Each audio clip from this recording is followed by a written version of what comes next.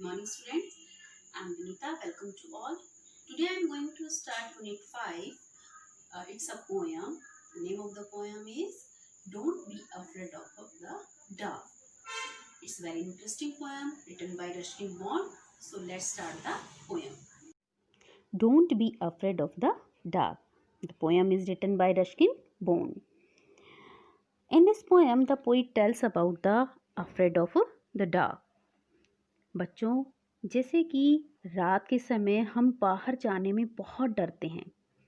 इस पोयम में हमें राइटर यही बताना चाहता है, पोइट यही बताना चाहता है कि हमें अंधेरे से डरना नहीं चाहिए। अंधेरा हमारा फ्रेंड है, ना कि हमें उससे डरना चाहिए। हमको अंधेरे में उसी तरह से अपना वर्क कर लेना चाहिए जैसे कि हम दिन में अपना हर जगह किसी भी प्लेस पे हम आसानी से जाते हैं, बिना डरे। इसी तरह से हमें रात को भी बिना किसी कारण के डरना नहीं चाहिए। So, let's start the poem. Don't be afraid of the dark, little one. The earth must rest when the day is done. Here the poet tells a little child, little one. यहाँ पर poet एक छोटे से बच्चे को संबोधित करते हुए ये कह रहा है कि बच्चे, आपको डरना नहीं चाहिए। Not to be afraid of the dark, यानी अंधेरे से नहीं डरना चाहिए। Generally children are afraid of night because of darkness it brings. बच्चे ज़्यादातर रात को डरते हैं क्योंकि अंधेरा होता है। The poet is trying to explain that it is very important for night to come after day. Poet ये कह रहा है कि ये बहुत इम्पोर्टेंट है कि दिन के बाद नाइट का आना, क्योंकि जिस तरह से दिन के बाद जब रात आती है तो वो बहुत ज़रूरी है हमारे लिए। क्यों?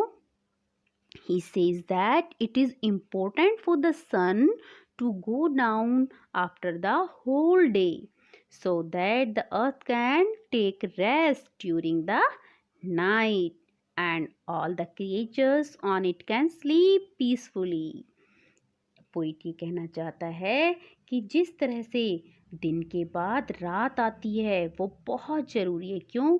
क्योंकि जो सारे क्रिएचर्स हैं, सारे जो यहाँ पर रहने वाले जीव जंतु हैं, एनिमल्स, ह्यूमन बीइंग्स, छोटे छोटे भी क्रिएचर्स, वो सभी पूरे दिन के बाद रात को ही आराम करते हैं। रात को ही उन्हें आराम मिलता है, रेस्ट मिलता है। The sun must be harsh, but moonlight never. And those stars will be shining forever and ever.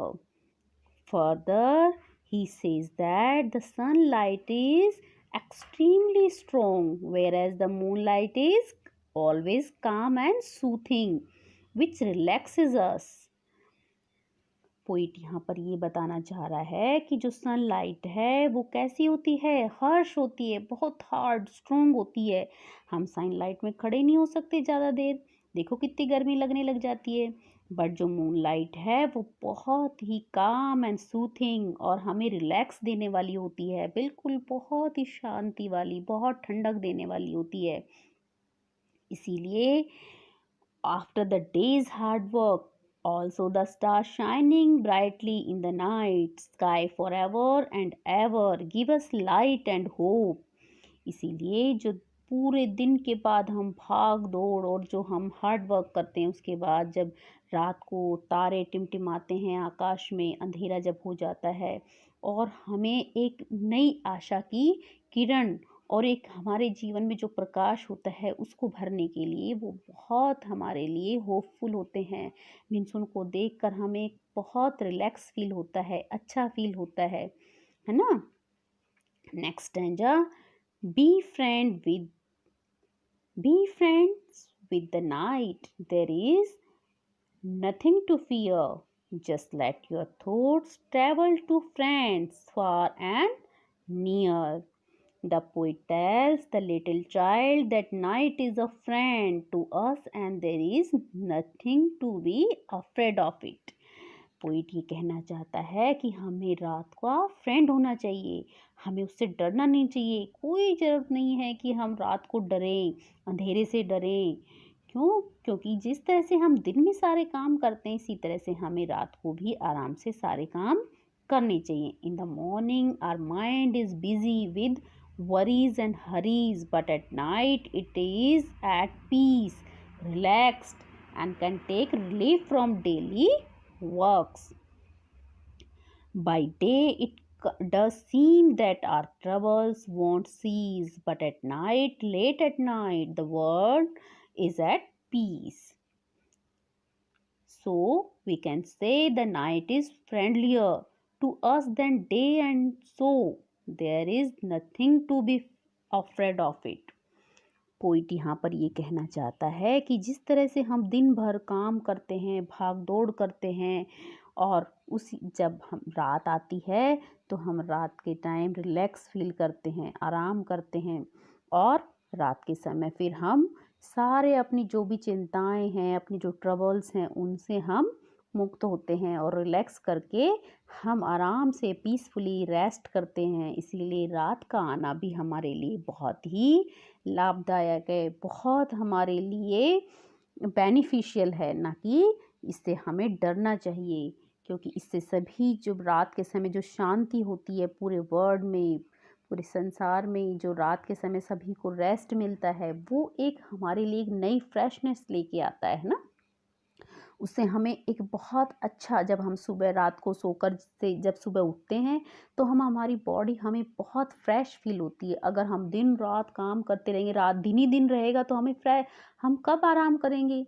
इसीलिए दिन के बाद रात का आना भी बहुत ही ज़रूरी है। So students, in this poem, the poet is talking to a little child, and he says the little one, and telling him not to be afraid of the night. Although the night is dark and children are afraid of the dark, but it is important for the night to come after day. At night the earth rests after a day of hard work. All the creatures can sleep peacefully and re-energize themselves. The sunlight is strong and tiring, and as our mind is busy in worries and hurries, it gets very tired and exhausted.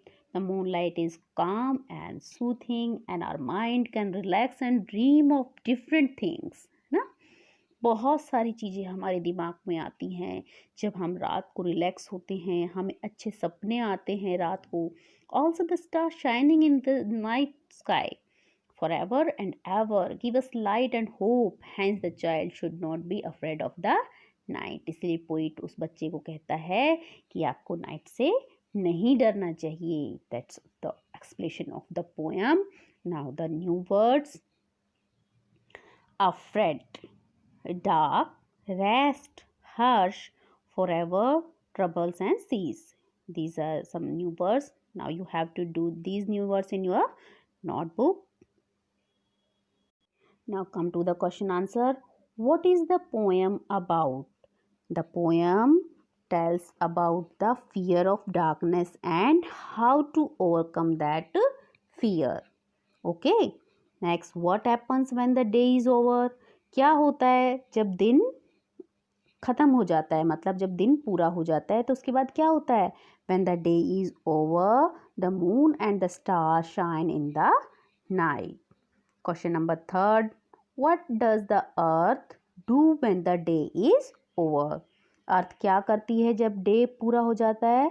The earth rests when the day is over. Question number 4.